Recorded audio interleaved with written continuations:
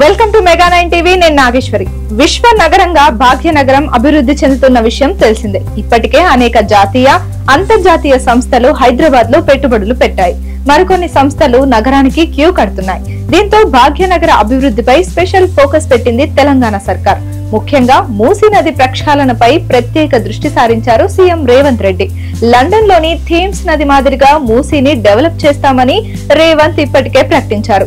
ఈ మేరకు మూసీ నది పరివాహక ప్రాంతాల్లో ఆక్రమణలు తొలగించాలని డిసైడ్ అయ్యారు. మూసీ రివర్ ఫ్రంట్ ప్రాజెక్ట్ అభివృద్ధిలో భాగంగా నిర్వాసితులయ్యే కుటుంబాలకు సైతం న్యాయం చేసేందుకు డబుల్ బెడ్రూమ్ ఇండ్లు ఇవ్వాలని డిసైడ్ అయ్యారు. ఈ మేరకు బాధితులకు ఇండ్లు కేటాయిస్తూ ప్రభుత్వం తాజాగా ఉత్తర్వులు కూడా జారీ చేసింది. ఇచ్చిన మాట ప్రకారం మూసీ బ్యూటిఫికేషన్ శరవేగంగా చర్యలు తీసుకుంటోంది తెలంగాణ సర్కార్. మొదటి విడతలో భాగంగా మూసీ నది గర్భంలోని ఆక్రమణలు తొలగించేందుకు రంగంలోకి దిగింది. ఈ బాధ్యతలను ప్రభుత్వం హైడ్రాకు అప్పగించింది. ఈ నేపథ్యంలో నిర్వాసితులకు ఆర్థిక సహాయం అందించాలని నిర్ణయించింది సర్కార్. బాధితులకు డబుల్ బెడ్రూమ్ ఇల్లు ఇచ్చేలా చర్యలు చేపట్టాలని అధికారులకు దిశానిర్దేశం చేశారు సీఎం రేవంత్ రెడ్డి.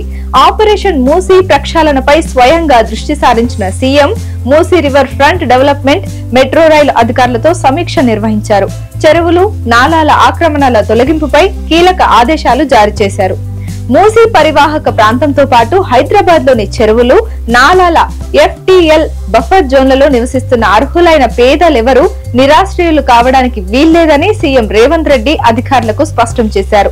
ఈ ప్రాజెక్టు ద్వారా పేదలు రోడ్డున పడవద్దని, అర్హులైన వారికి డబుల్ బెడ్రూమ్ ఇల్లు లేదా ఇతర ప్రత్యామ్నాయ వసతిని చూపించాలని ఆదేశించారు.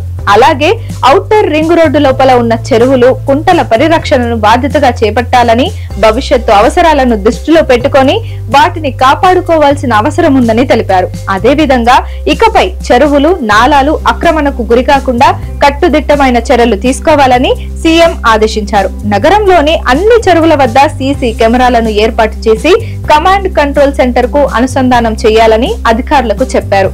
శంషాబాద్ విమానాశ్రయం నుంచి ఫ్యూచర్ సిటీకి మెట్రో మార్గం ఏర్పాటు చేయాలని, దీనిపై పూర్తి స్థాయి నివేదికను రూపొందించాలని అధికారులకు సీఎం ఆదేశాలు జారీ చేశారు. పాత బస్తీ మెట్రో విస్తరణ పనులను వేగంగా చేపట్టాలన్నారు. మెట్రో మార్గాలకు సంబంధించిన భూసేకరణ, ఇతర అడ్డంకులపై ప్రత్యేకంగా దృష్టి సారించి పరిష్కరించాలని సూచించారు. దసరాలోపు మెట్రో విస్తరణపై పూర్తి స్థాయి DPR ను సిద్ధం చేసి కేంద్రానికి సమర్పించాలన్నారు. మూసీ రివర్ ఫ్రంట్ డెవలప్మెంట్ ప్రాజెక్టులో భాగంగా నిర్వాసితులయ్యే కుటుంబాలకు 16,000 డబుల్ బెడ్రూమ్ ఇళ్లను కేటాయిస్తూ రాష్ట్ర ప్రభుత్వం ఉత్తర్వులు జారీ చేసింది.